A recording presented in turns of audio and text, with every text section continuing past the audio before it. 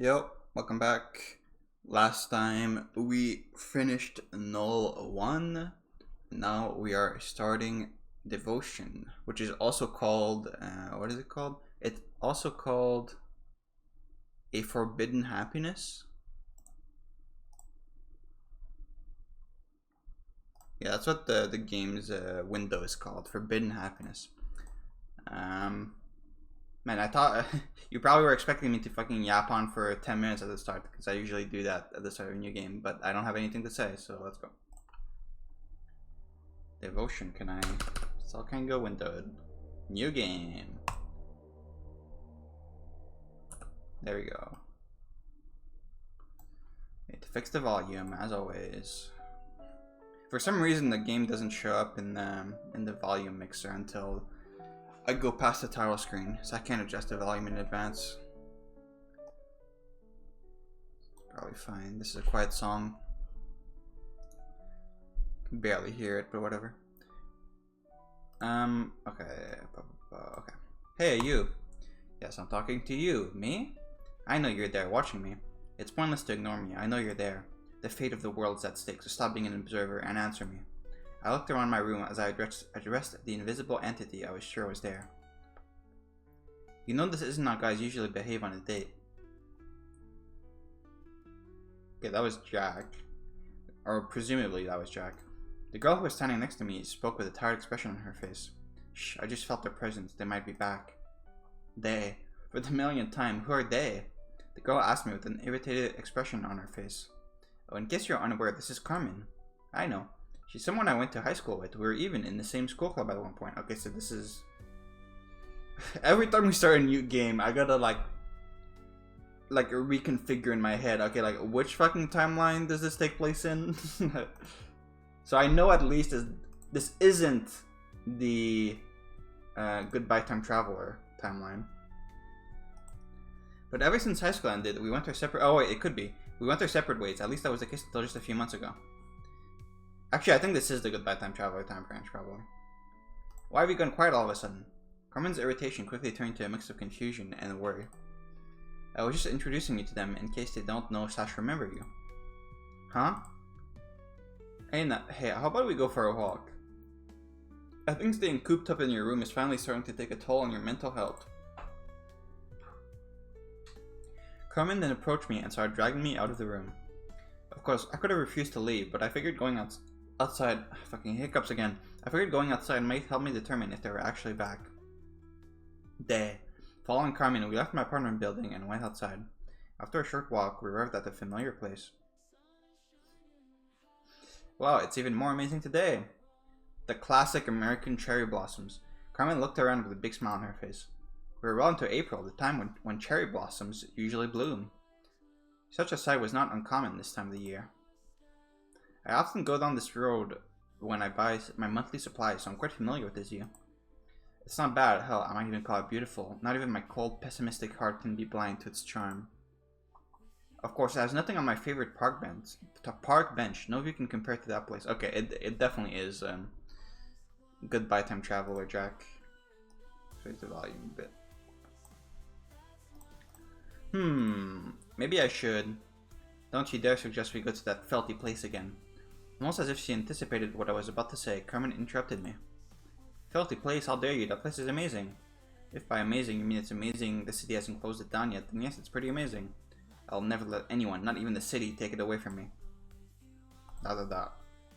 Sigh, if only he were this passionate about her relationship. Carmen turned her face to view in front of me while mumbling something under her breath. I don't remember from Goodbye Time Traveler. How much do you know? Do you know anything about what's going on? I feel like you don't, from what I remember. I don't quite recall, though. Before I could say anything, she suddenly jumped in the air and looked at me. Hashtag Carmen. Hey, let's take a picture. Why did she say hashtag Carmen?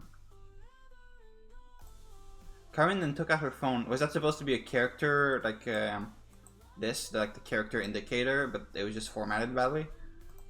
Carmen then took out her phone and stood next to me. She locked arms with me, and with a quick move, she snapped a selfie. Oh, no good. Your eyes are closed on this one. Let's try again. Carmen then adjusted the camera angle while insisting I look directly at the lens. Say what you like about girls, but they sure know how to take a good selfie. Whenever I try to take one, it just comes out as weird or creepy, much like how middle-aged people take selfies. I could blame my creepy hollow eyes all I want, but at one point I should just accept that I have a very boomer-like soul. This writing, man. Oh, by the way, you probably guessed it by now, but Carmen and I are dating. Yes, it's true, it's true. What is it? Are you wondering what a cute girl like her is doing with a guy like me? No? Well, how rude. But to answer that question, I should say that she and I are destined to be together. Sure, I don't mean it in the overly unrealistic fairy tale interpretation of destined to live happily ever after. No, I mean it in the sense that us dating and being in a relationship is already predetermined. Somehow. You see, a few months ago, I was visited by a special person. A person who happens to come from the future. Yes, a real-life time traveler. Along with 2 people from a fantasy world. Anyway, they informed me that Carmen and I would end up dating and getting married in the future. But what if I decide to change that now? What if I decide to break up with Carmen and prevent this so-called future? Okay, but they were talking from the perspective of the timeline they came from, right? They don't know the future of this timeline. Do they? Did they go visit the future of this timeline to see what happens? Would Jack have ended up dating Carmen in this timeline anyway, even if morale didn't push them to go together? Would that be possible? Do I even want to break up with Carmen?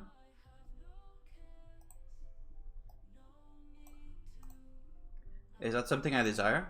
The answer is, of course, no. But is it because I have strong feelings for Carmen? Is it because I can't imagine my life without her? Love is such an overused concept. Many use it to justify their actions, even the stupidest and most horrible ones. Love has always been humanity's favorite answer when faced with difficult questions. Yes, if love were a person, it'd be the most oppressed and badly treated being in existence.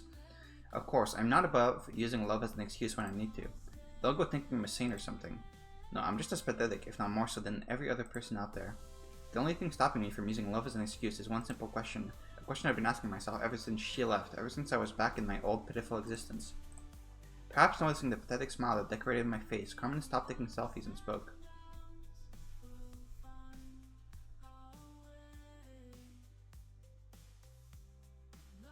I don't really get what he's trying to say here. Do I want to break up with Carmen?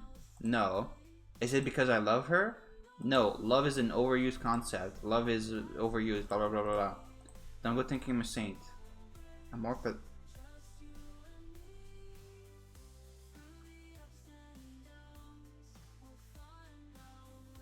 I don't really get what he's getting at here. Perhaps noticing the pathetic smile that decorated my face, Carmen stopped taking selfies and spoke. Are you okay? Yeah, do you mind if we go back home now? Okay. Shoving my hands in my pockets, Carmen and I turned around and left. Both you and Carmen you both put your hands in your pockets? It's snug in there. There's no point in thinking about such things. It's not like it's going to change anything. No matter how much I looked around, I couldn't sense them anymore. Maybe I was imagining things after all.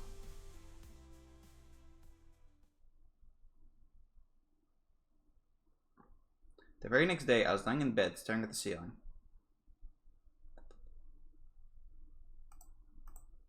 It seems a spider has made a little web of its own in one of the corners, and it is now eagerly waiting for prey to fall into its trap. I couldn't help but admire him. My room barely has any food, so I rarely have to deal with ants or other bugs. You also don't have forks, apparently, if I remember correctly. So in other words, the probability of my new spider friend catching something is near 0%, yet he's waiting there patiently. How truly remarkable. I wish I had this patience. It has only been a few months since she left, but every morning I open my eyes, a severe pain runs through my heart and shatters any will I had to leave my bed. If it weren't for Carmen, I doubt I would even leave my room anymore, except to attend mandatory lectures and stock up on supplies. In other words, I'm no different than a hikikomori, but most shut-in dudes don't have a girlfriend. So not even the shut-in people will accept me into their group. They might even curse my existence, claiming that someone with a girlfriend has no right to complain. You're a fake cell, I think, is what is what you would be called. As if dating someone can somehow magically make your problems go away. A sudden knocking interrupted my line of thought. Huh? That's strange. Who could it be? Is it Morale? The only visitor I get are my landlords or Carmen. Or is it Zero? The rent is not due yet, so it can't be my landlord. and Carmen always texts me before coming over. Very strange. I got up on my feet and approached my door. With a swift move, I turned the knob. You gotta look who it is first. Huh? What are you doing here? A strange trio greeted my eyes, but without even answering my question, they forced their way inside. Wow, so this is what Senpai's room looks like? Oddly, it's cleaner than expected. The person insulting my room is none other than N something. You still don't remember her name? I can never remember her real name, so I just call her the otaku girl in my head. She's a girl I used to go to the same club with. How? Why is it? I'm sorry to go back to this now. Okay? Why is it that all the representatives for the fucking army, for the war against the existential or whatever, in all the timelines, also happen to be members of this literature club from like 2012? There wasn't any better representative of humanity to fucking get to Noel's approval and win the war. It was these people. Hassan was the best person you had to send. Like, really? Aha, see, geeky girl, I told you I was right. There's no way you can bring a girl to this dump. No offense, dude. The guy with the annoying grin is Hassan. Sadly, he's also another person I went to high school with. I hate to agree with him, Nesrin, but I also don't see Carmen ever entering a filter room like this. The last person of the trio to speak was Anya. Yes, you guessed it, she's another member of my whole high school club. Wait, who's this Nesrin? Whatever, let's find out why they're all here. Hey intruders, what are you all doing here? I addressed the trio, but they all just looked at each other. Don't we live, like, far away from our old high school? Then they have to come, like, a long way to come here? Fine, I'll ask him. Look, senpai, the other day I was going home when I saw you walking with a certain girl. A girl who looks a lot like Carmen senpai. So, we're wondering if you know. Okay, you're just investigating some hot gauze. If you and Carmen are dating or something. Huh? Are you serious right now? You came here because of that? Could have called me. No, me, dude. I just tagged along to see if you have the new Tokimeki Memorial game. In 2016? You're playing the new Tokimeki Memorial game in 2016? I think you're a bit past that period. Wasn't the last, like, real... Hang on. Tokimeki Memorial Series.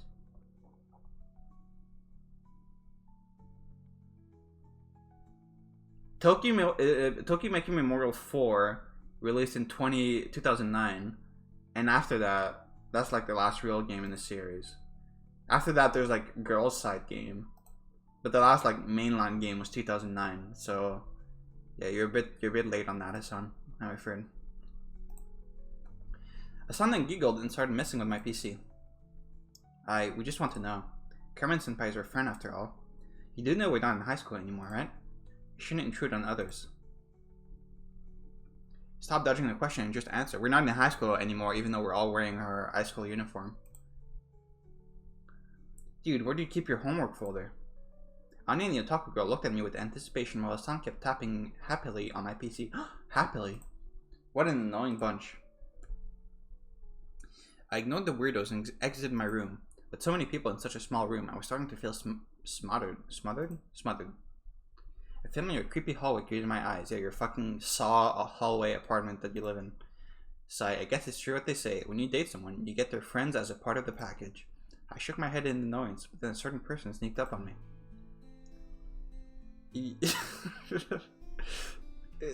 You're here? Didn't you get erased in the last game? And don't you supposedly go through the games in release order? We meet again. Cece? I stared back at the girl in front of me in complete shock. It's her. It's really her. What does that mean? I quickly looked around me, trying to spot any other person in the hallway, but there was no one else. Are you here alone? She is not with me, if that's what you're asking. Oh. A feeling of sadness and disappointment washed over me. I figured that if the blue-haired girl is back, then it could mean she is here too, but I guess not. Then a more urgent question presented itself. What are you doing back here, Cece? Cece suddenly closed her eyes and approached me. It's time. She then placed a hand on my shoulder and took out what looked like a weird gun and pointed it directly at my face. Before I could even react, she... Good ending?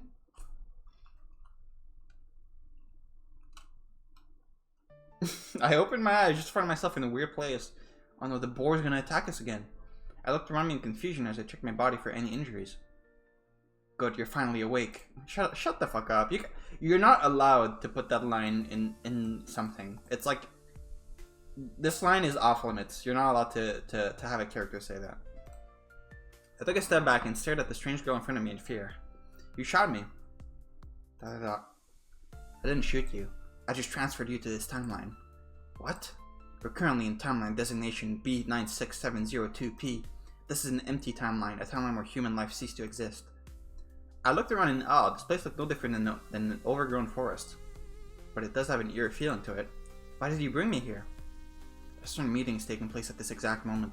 A meeting that will determine the fate of every timeline in existence. And by this exact moment, you mean like the moment you teleported to, not at this exact moment that we were in the other timeline, because we can travel through time, so it doesn't matter what moment it takes place in, right? A meeting we can't miss. Yeah, you're right. You can't miss it. Like, you literally cannot miss it, because you can just travel back in time and be there for it. So you literally physically cannot miss it. It is impossible to miss it. Cece then asked me to follow her as we got deeper and deeper into the forest. After walking for half an hour, we arrived at what looked like an abandoned building. Okay, I thought human life ceased to exist. Okay, I guess it like prospered for a bit, but then it disappeared. I thought, the way she said it, I thought like it never even started. But Cece motioned for me to follow her as we hid behind a damaged pillar. What's going on? Cece placed a finger on her lip, urging me to shush. She then pointed at something in the far distance. I followed where she was pointing, just to be greeted by a strange sight. Huh? You gotta be fucking kidding me. The solution is obvious. We just hand him to the nose. If we do this, they'll leave us the fuck alone and abandon, and our timelines can continue to exist. I don't know why I read abandon there. Who's that? That's the piss boy. Cece, who is hiding next to me, looked me in the eyes and spoke. That's Isaac. He's the representative of timeline X95487N and many of the other affected timelines as well. Before I could ask Cece for more information, another person appeared. Sacrificing one of her own to appease those creatures is out of the question. I don't care what they say. I'm not handing him over. Naz, it's her. It's really her. I couldn't believe my eyes. What is she doing here? The last time I saw her was 3 months ago when she returned to the future. Yes, our pink-haired Reavian is trying to negotiate with a representative of the affected timelines. He's trying to convince them that sacrificing you is not the right choice. What? Me? But you from this timeline or you from a different timeline? You're the one those gnolls want, and at the same time, you're the source of the imbalance in the timelines. So you're saying the life of one human is worth the death of billions? I hate to agree with him, but he does bring up a good point. Very long hair for Carmen. There might not be any other choice but to appease the gnolls. Carmen! Stop shouting. Calm down, that's not your girlfriend.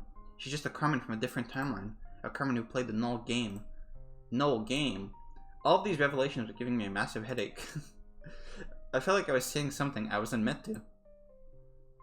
But none of that could have prepared me for what I saw next.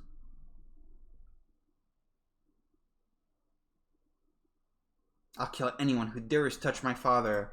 An orange-haired girl suddenly pushed her away in front of everyone there and shouted in anger. Her eyes had so much fury and hatred it contrasted with her cute appearance. Morale? It took every ounce of Cece's strength to hold me down and prevent me from running towards Morale. So stupid. I mean Jack, not the game. I mean the game in other times, but for this specific moment, I'm in Jack. Stop. If you run there, you'll not only get killed, but you'll put your daughter in danger as well. But Morale! Don't worry, I have a plan. Just wait a little bit. Cece nodded, urging me to wait. I let out a long breath as I turned my attention to the strange meeting once again. Do you think gnolls would honor a deal they made with a bunch of humans? No, what you're proposing will not serve anyone but those shape-shifting bastards. You're coming back? From the Hassan DLC? Don't bother trying to explain, Major. Even if the gnolls are telling the truth, we're not sacrificing the hero of humanity. I don't care if billions of humans die, his life is worth more than your worthless lives combined. A strange girl I had never seen before, wearing what looked like a kimono, suddenly spoke. Sigh, why did Naz bring that girl with her? Cece spoke as she rubbed her forehead as if chasing an annoying headache. They have that girl's name written down. What was her name? Mio? Was that her name? Mio? Wait, who is she? Her name is Mio. I knew it. She's like an obsessed fan. All she ever talks about, all she ever cares about is the hero of humanity. In other words, she's an obsessed fan of you. A yandere, if you will. Me? Hero of humanity? What kind of a hero watches billions die without doing anything? He's not even here. Do they know? Oh, don't give me that, Isaac. You and your friend here tried to get the null support by playing that Twisted Mansion game. Weren't you there too? You were controlling a child-sized android, and and that's how you got in the game? So don't bother pretending like you have the high ground. The conversation after that turned to them arguing. Naz, Meryl, and the kimono girl were insisting that sacrificing me is out of the question. While that Isaac guy and a version of Carmen argued that it was the only choice. I stood there watching a group of people argue about whether I should die or not. It was beyond fucked up, but none of that matters right now. I need to get Meryl out there before she gets hurt. I turned to my left just to spot Cece digging up something from under the rubble. What are you doing? I gave the pink Reaving the chance, but it doesn't look like she'll be able to convince them not to kill you. It's time to try something else. It's time for plan B. Cece took out a massive rifle from under the rubble and pointed it at the group in front of us. I don't really understand why Cece is doing all this. Like, what's her motive for doing this? I don't know. Wait, what are you doing?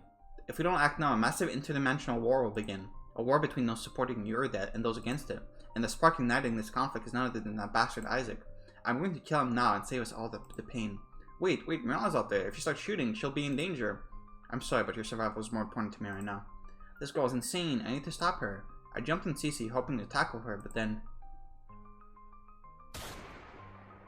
Cece pulled the trigger and a loud shot echoed in the abandoned building. The bullet flew in a unique trajectory heading straight to Isaac's head, but then... He dodged it?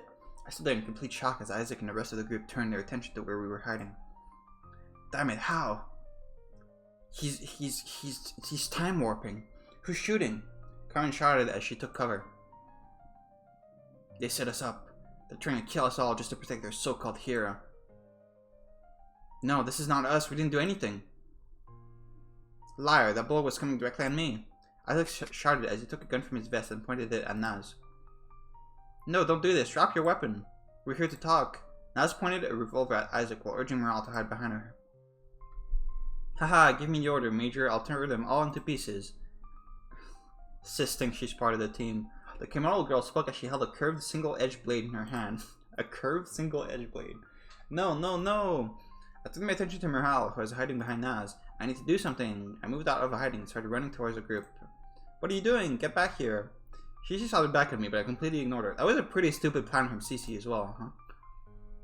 Wars, timelines, nulls. I don't give a fuck about any of that. All I care about is Meryl. All I care about is my daughter. I jumped over the broken pillars on my way and faced the opposing group. Stop this! I'm here, just let them go. I shouted as I locked eyes with Isaac. I see, you really showed up. You... Impossible. Bakana. How did you get here? Hero! Oh my god, oh my god. Daddy? No. Daddy, run, they want to kill you. Don't worry, Meryl, I got this. What do you mean you've got this? Isaac, was it? I don't know who you are, but if you want me, I'm right here. She just put the gun down. Do you hear that, Naz? He's sacrificing himself voluntarily. The only reason he's doing such a foolish thing is because you're holding his daughter hostage. Nonsense, I'm not doing such a thing. I don't care what the hero says, I'm not letting him die. Mia then jumped behind Carmen. Drop it, creep, or your little partner here gets it. How does everyone have anime superpowers, by the way? When did that happen? I kinda missed that beat, I think. Mia lifted her sword and placed it against Carmen's throat. Cowards, I knew you always resort to such tactics. That's why I showed up prepared. Isaac then snapped his fingers and a group of armed men appeared from behind the rubble. How? My device didn't pick up anything. How did you do that? You were planning this all along. Haha, I refuse to believe a bunch of idiots like you managed to defeat the null. Was it luck or something? No, we used the TSR 3.0, which can time break nulls. And when we time brick a null, I don't know what it does exactly, but they disappear for a bit. Whatever, wherever, you mean whatever, drop your weapons or you all die here today. The armed men close in on us while pointing their guns at their heads. It's over. No matter how you look at it, there is no way you can come out of this on top. Even if CC intervened and started shooting, she wouldn't be able to take them all out in time. But then again, this is what I wanted, right? This monster only wants me.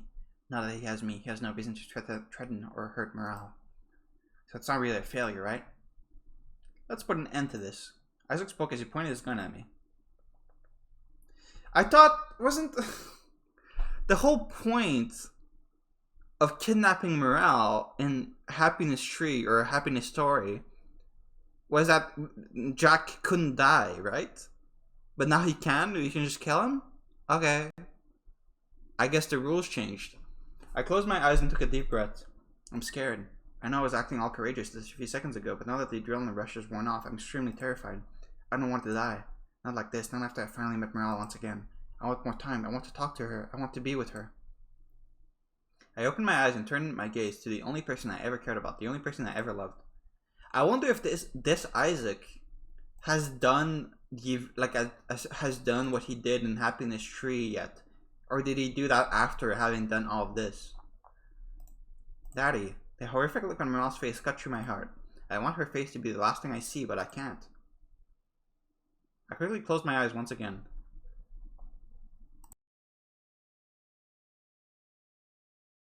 So I muted for a sneeze there. I can't do it. I can't keep looking at my daughter's frightened, I think. Just do it. Just end this.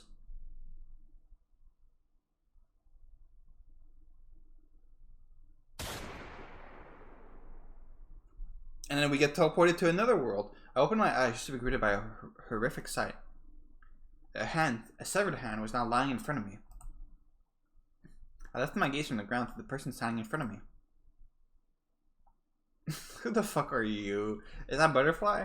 A guy with long black hair and red eyes was facing Isaac while placing a sword to his throat. However, that wasn't the most horrific aspect of the entire situation. This guy, except for his hairstyle, except for those red glowing eyes, he looked like me.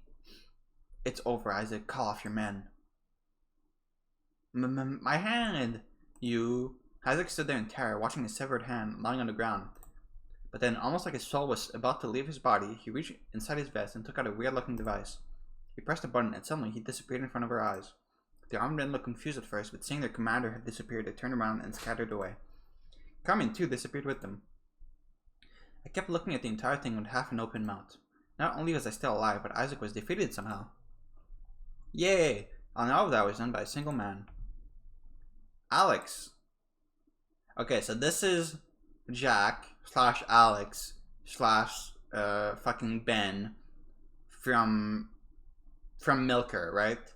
This is Jack from A Happiness Story, who did the events of what's it called? Of Existence, and then did the events of Milker.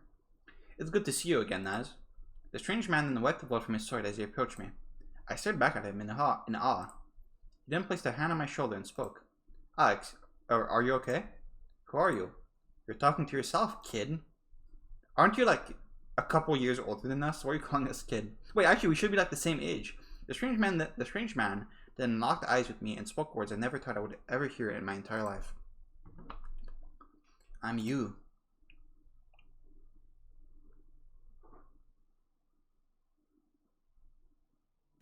A few hours later, I was standing in my room. Of course, this time I had quite the company.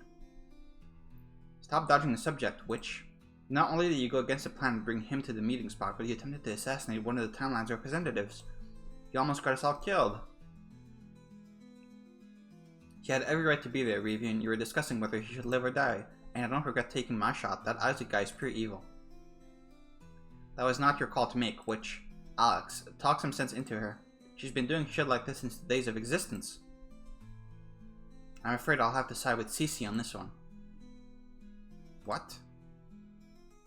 That bastard Isaac is the reason I'm here. He's working under the T's. Not the T's. What? You mean they are involved in all this? Naz held her head in shock. I was watching the whole thing in complete confusion until I finally managed to snap out of it and interject. Wait a second, what is this T's thing? It'll take a bit to explain. I see Naz has been keeping you in the dark. I can't say I'm surprised. She's a hard shell to crack. The strange man, proclaiming to be a version of me from a timeline far away, spoke as he gave me a gentle smile. But that smile quickly faded as he began to explain. The T's is a collective existence. They were the original god of time before a certain event made them lose that power. Because of that same event, their title and power have transferred to me. Oh, that's cool. The god of time. Yes, ever since then, they've done everything they could to reclaim it. From trying to kill me to kidnapping those I hold dear, those bastards tried everything. So they're different from the Gnolls, to be clear. The T's and the Gnolls are separate entities.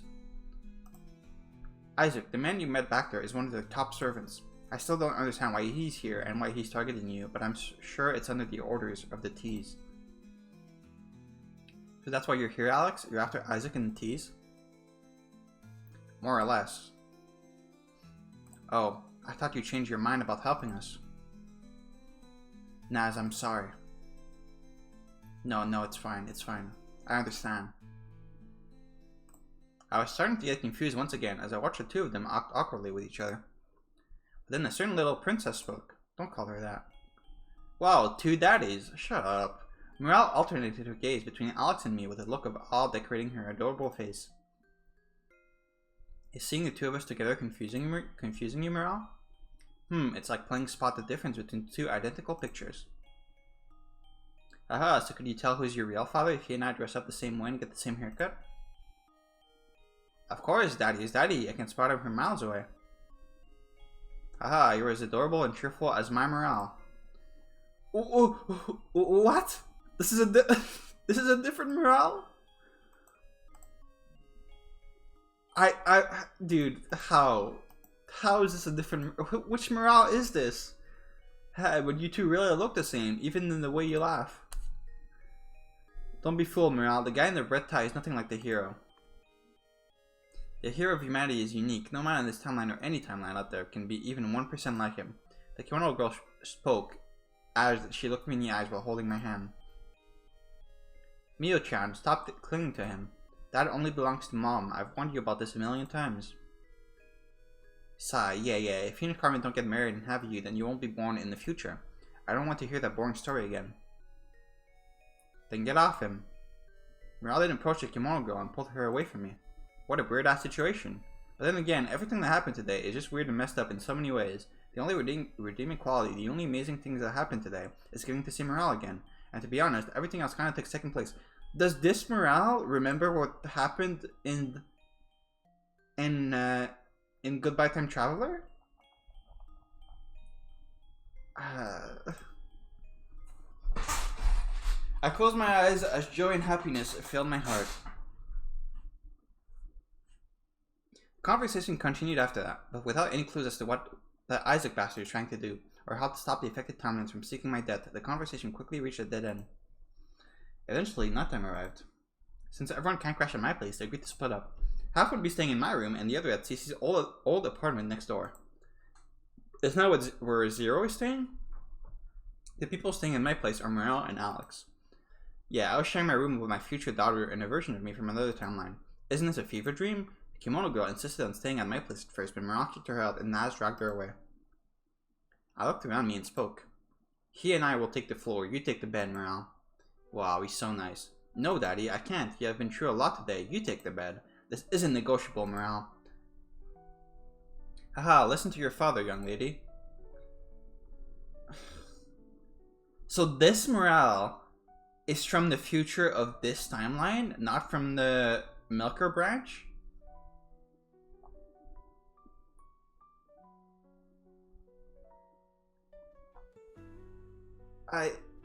Is the Morale? Okay, wait, is the Morale from the Milker branch also from this timeline? The Morale that we saw at the end of Milker? Or is the Morale at the end of Milker a different Morale from this Morale? I feel like if I had seen this like 5 games ago, I would have crashed out, but I feel like I'm out of energy at this point for stuff like this. Morale was about to complain when a sudden sound echoed in the room. Huh? Who could it be? Did the others forget something? No, if that's the case, they'll just walk in. They won't bother knocking. It seems Alex arrived at the same conclusion because he took out his sword and stood facing the door. You brought a fucking sword. Like, what the fuck? What are we doing? You brought a sword. I heard him out to hide behind me as I approached the door. Open it slowly. Is it gonna be fucking Hassan or something? I nervously nodded to Alex as I approached the door and turned the knob. But the person waiting for me on the other side of the door was the last person I expected to see. Sorry for bothering me at this hour. Perhaps recognizing her voice, a certain cheerful girl appeared from behind me. Mom, come in. Huh, Morale? I didn't know you were back. It's really loud all of a sudden. Hey, I just arrived. I figured it was time to visit my cousin again. Mom replied as she poked my cheeks with her finger. Oh, it's really good to see you again. I'm sorry, I didn't mean to bother you. I didn't know you had company. Carmen addressed me as she was preparing to leave. From Carmen's perspective, it really looks like we're fucking her cousin, isn't it? Doesn't it? Because we are really close to her. She keeps touching us. And also when she left, we got fucking depressed and started crying about how we wouldn't get to see her again. So... Nonsense, come in, come in. I shot Morale a concerned look, but she just ignored me and dragged Carmen inside my room. I walked after them as I looked around the room. But Alex was nowhere to be found. Is he hiding somewhere? He's using his fucking ninjutsu to blend into his surroundings. Thank God. I let out a sigh of relief as I turned my attention to the mother/daughter pairing in front of me. So cousin tells me you two are dating now. That's so amazing. Yes, we just started. Amazing! How far did you two go? Did you kiss yet? Morale? I interjected as I gave Morale a disapproving look. It's okay, she's just curious. We haven't yet. Huh? Why? Well, Carmen and Morale turned their gaze to me as if waiting for me to answer. I quickly looked away and spoke. So, Carmen, is everything okay? You never show up without texting me first. Oh, right. I'm sorry again for coming at this hour. I was just wondering if you want to go stargazing with me. Stargazing? Yes, the night sky is pretty clear tonight. He will go, he will go. Morale interjected as she started pushing us out of the door. Stargazing, huh? It sounds like I'm against the idea, but this is not the right time for this. That bastard Isaac could be out there. Not to mention other people from other timelines trying to kill me. Who knows what could happen? I can't be messing around at a time like this. I'm sorry, Carmen, but I can't. We're dealing with a serious family situation right now. What? Is everything okay? Yes, don't worry about it. I just need some time to sort things out. Yes, of course. I understand completely. I'm here if you need anything. Just call me. She's so nice. Thank you for being understanding. I'll let you know if there's anything. Carmen then turned around and left the room. She gave me a little wave, and with a concerned look on her face, she said she'll text me tomorrow.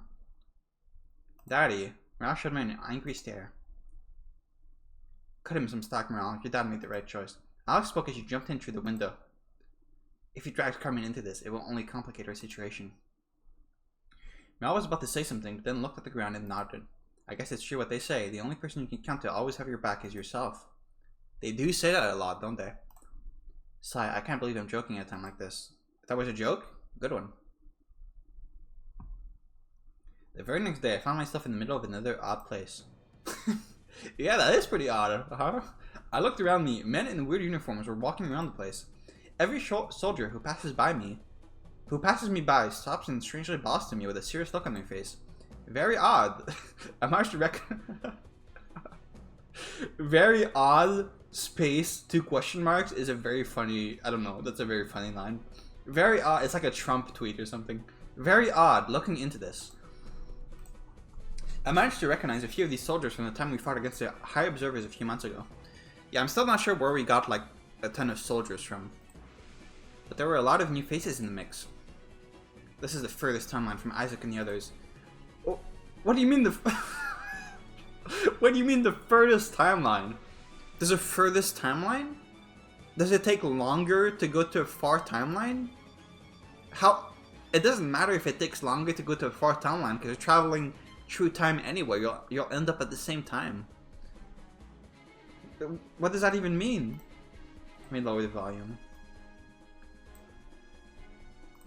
Unless someone objects, I'm moving all of our troops here. Now I spoke to you to rest us all. Don't worry, Major. I'll keep watch. I'll cut anyone who tries to sneak in.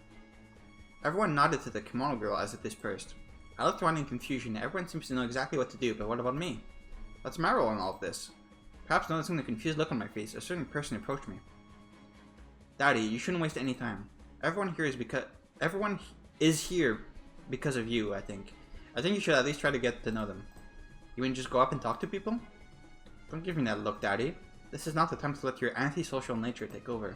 You need to act like a leader. Yes.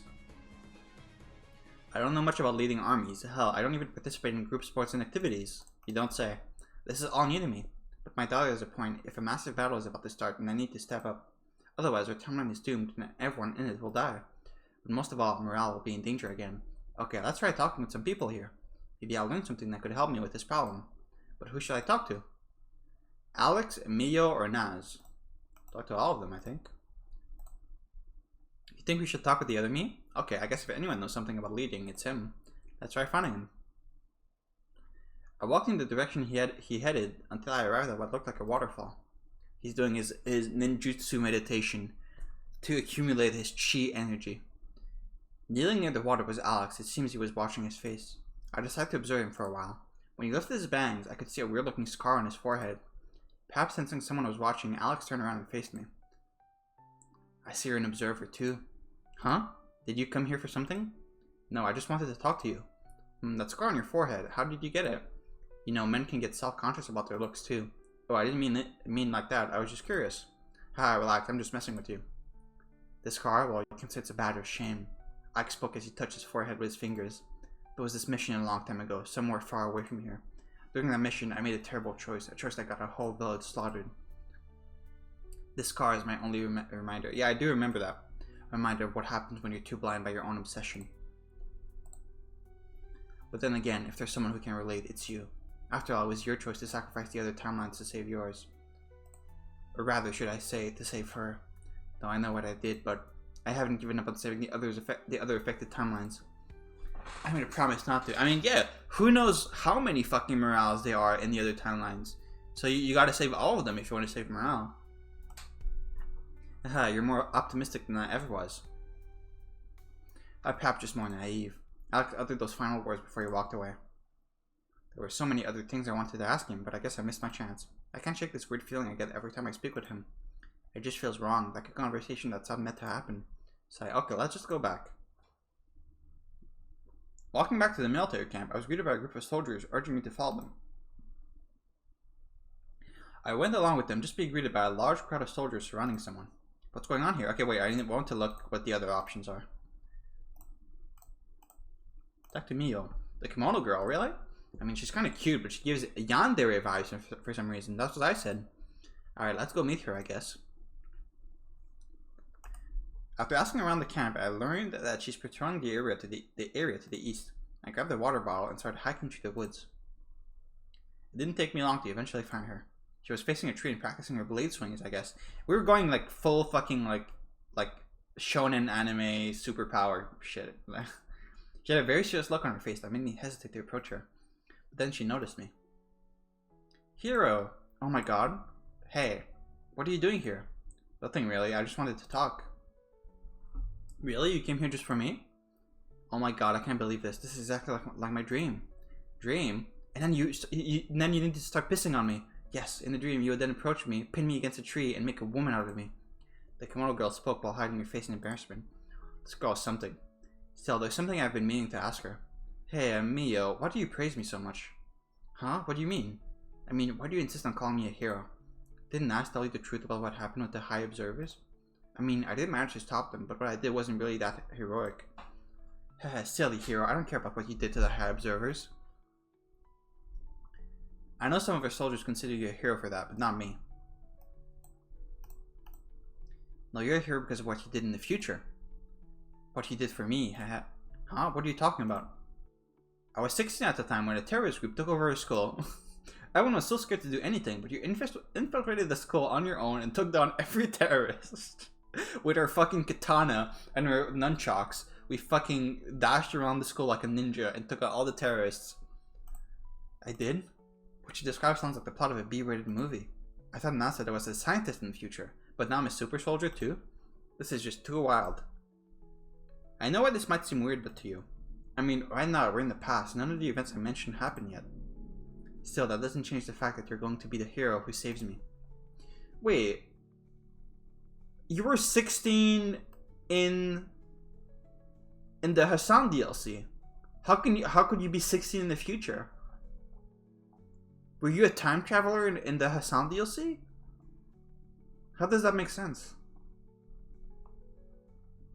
You could have been more than 16 in the Hassan DLC. You were just in high school. You could have been 17 or 18 for all we know. I don't get it. The hero I've been in love with ever since. Well, we'll add that to the fucking pile of questions I have. The kimono girl then came closer and hugged me. I guess I understand where she's coming from, but she's terribly mistaken. If my understanding of how time really works is correct, then the man who saved her is not me. Depending on my actions in the present, I could end up in a timeline completely different than the one Mio came from. So I'm not really the hero she's been in love with since she was 16. Wait a second, 16? This makes her hugging me right now even weirder. Yeah, that's the problem right now. I casually moved myself away from the kimono girl's embrace. Wait, aren't you like 19? How old are you right now? I wonder how Carmen will feel if she saw me hugging other girls. No, you're like in your 20s, right? Like 20, 21. After talking with the kimono girl a bit more, I turned around and left. Walking, also, that she said that when she was 16. She didn't say she was 16 right now. Right? I was 16 at the time. She could be, we don't know how old she is now. Walking back to the military camp, I was greeted by a group of soldiers urging me to follow them. Okay, this is back to this. Naz, huh? That's right, she seems to be the real leader of these troops, so if anyone can help me, it should be her. Okay, good choice, dude, let's go. After asking around and walking for a bit, I arrived near a big tent. Naz was sitting under a tree holding a black scarf in her hands. Wait a second, is she crying? I approached Naz with an astonished look on my face. Naz immediately noticed me and hid the scarf in her tent. Did something happen? Why are you here? No, I just came to talk. Are you okay? It looked like you were crying. Oh, it's nothing. I was just thinking about something. Naz then looked around with a pained expression on her face. I want to ask her more about it, but even someone with my low social skills can tell that I shouldn't. So I decided to change the subject instead. I came here actually to talk about my role in all of this. Your role? Well, isn't obvious? It's to lead our troops into battle. But why me? I'm no soldier. I don't even know how to use a gun or a sword. Why do I have to lead these men? You still can't see it yet? You've seen these men. You spoke to some of them and you still can't see it? See what? I don't understand. I mean, yeah, the only reason, from what I understood, that you came to get us last time was because you needed a version of Jack to use the TSI device. But now you only want us to lead the troops? I'm afraid I can't answer that with words. I think you meant to say, I'm afraid I can't answer that with words. That completely changes the meaning of the sentence. Nothing I say will make you understand. Nazin walked past me and left. I don't understand. What is this thing I'm failing to see? I turned and stared at Naz's figure until she was no longer there. Walking back to the military camp, I was greeted by a group of soldiers urging me to follow them. Okay, we're back to this. I went along with them just to be greeted by a large crowd of soldiers surrounding someone. What's going on here? We have a traitor. Naz declared as she pointed at a woman on her knees with a gun pointed at her head. A traitor? She was found sneaking into the cooking area with a lethal poison in her possession. She was trying to poison us all. No!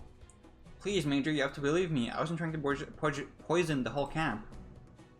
Only some of the camp. So you're saying you're trying to poison a few individuals. The kimono girl then placed her sword against the girl's throat and spoke. Start talking, traitor.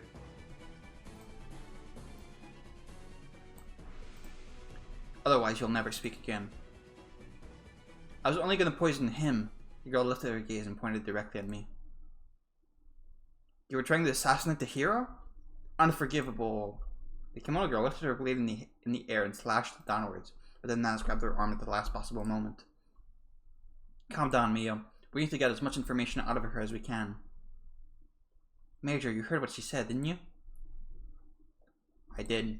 Listen here, traitor. If you want to have any chance of living, I suggest you start talking. Who sent you? Why were you trying to poison him?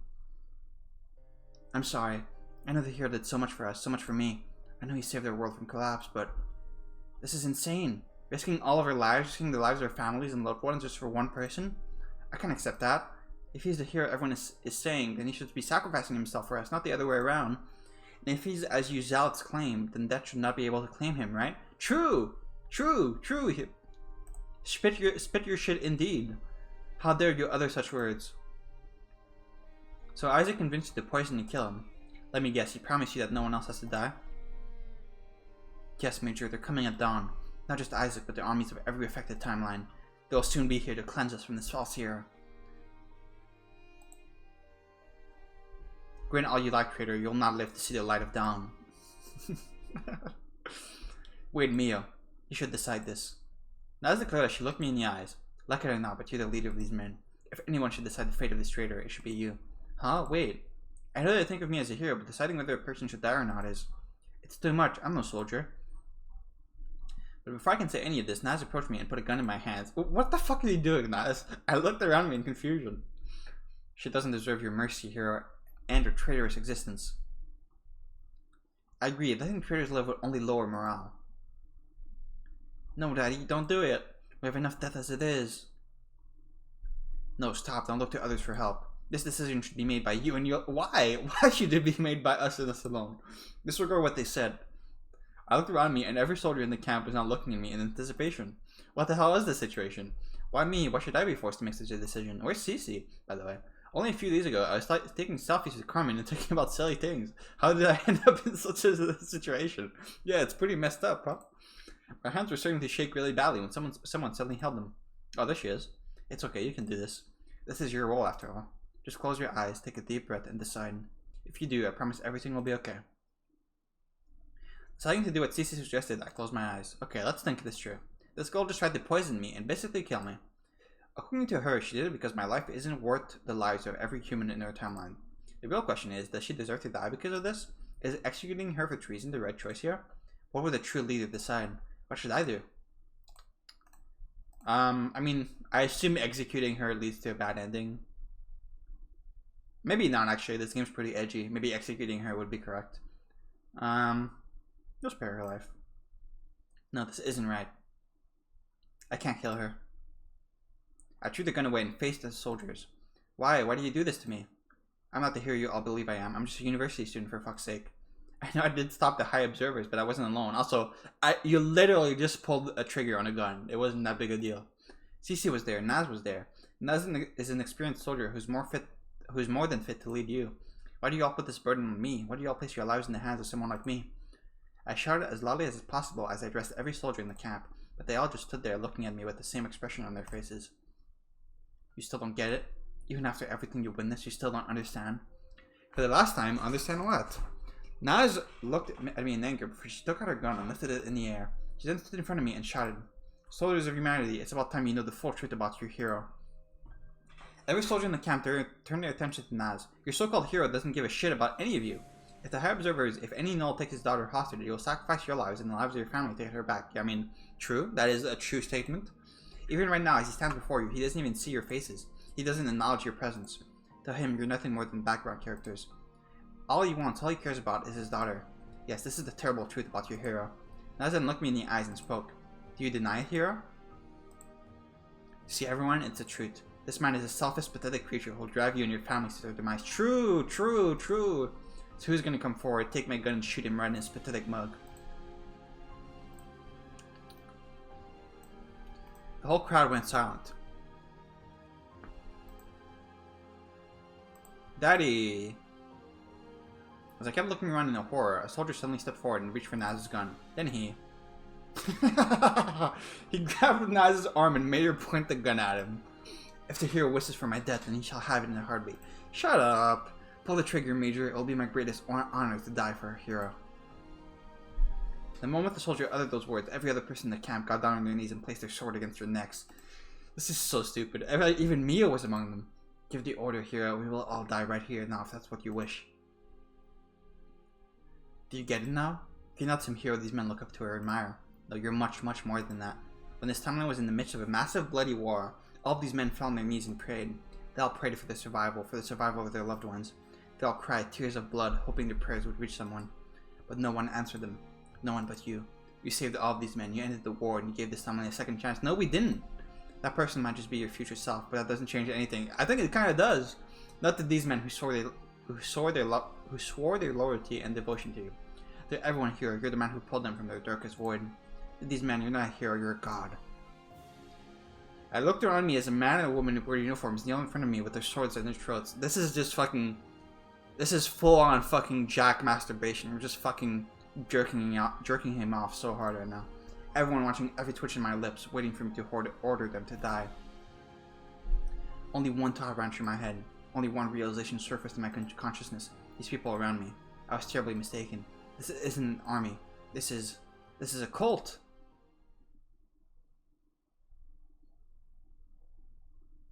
After looking around in shock for a few more moments, I finally snapped back to reality and ordered the soldiers to put their swords away.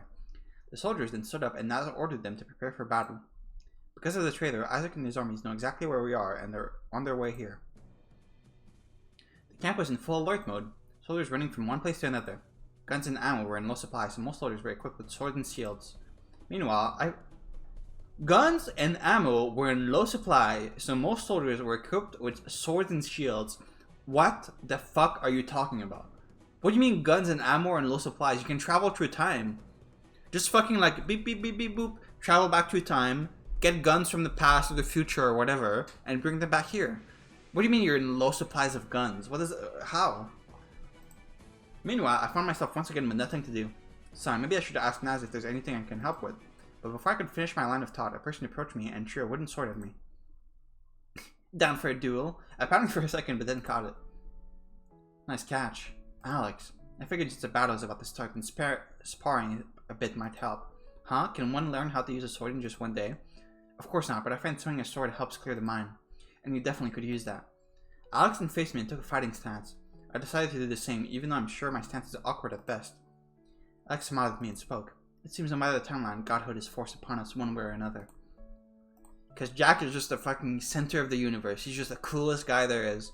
Maybe this is what they call one's destiny. I've been meaning to ask you something. Sure. Perhaps a bit confused to why I changed the subject so suddenly, Alex gave me a hesitant nod. Why do you call yourself Alex?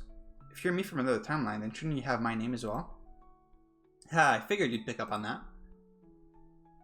Alex is indeed not my real name, but don't you think names are irrelevant? I mean, no one chooses their names, the same way no one chooses their race, ethnicity, or family. You know, I think it was kind of a mistake for them to reveal Jack's name in the Asan DLC. Because if I hadn't played the Asan DLC, then I wouldn't know the protagonist's name, because it still has not been said yet. His real name. The only reason I know it is because I played the Asan DLC, which was added to the first game like way later after it released, but I don't think it should have revealed the main character's name, because I think not revealing the character's name for the entire story is kind of interesting, sort of, but it kind of like ruins it, because we just know it from the beginning, because it said it there. I mean, no one chooses their name, the same way no one chooses their race, ethnicity, or family. Yet I was taught to be proud and cherish those things. I was taught to stand up for people of the same race, of the same background, of the same community. I'm sorry.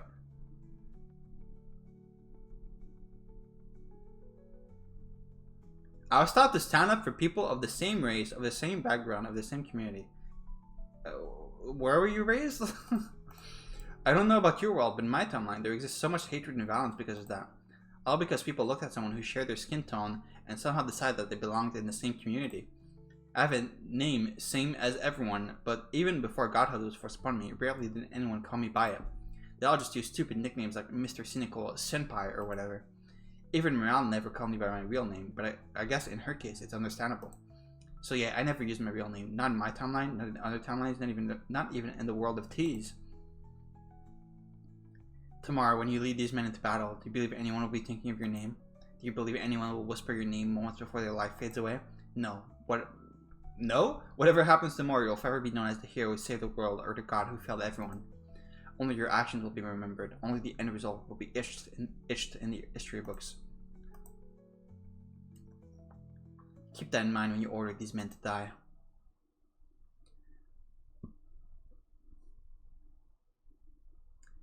Okay, I think we should stop here.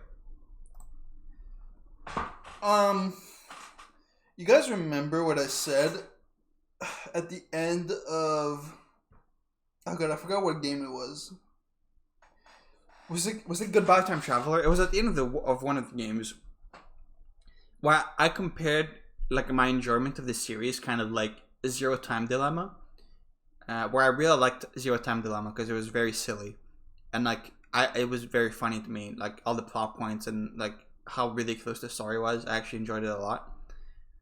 That's kind of how the story was for a bit, but I feel like I'm kind of mellowing out on the story because like the ridiculous stuff or like the timeline inconsistencies, it's funny to a point, but it's got to keep topping itself to keep being funny, you know? Because if it keeps doing the same stuff over and over again, it kind of get, it's kind of the same thing over and over again. Like there was a lot of stuff in this episode that I found ridiculous, but I just read it and was like, okay, whatever, just keep reading. Because at this point, I'm I'm used to it.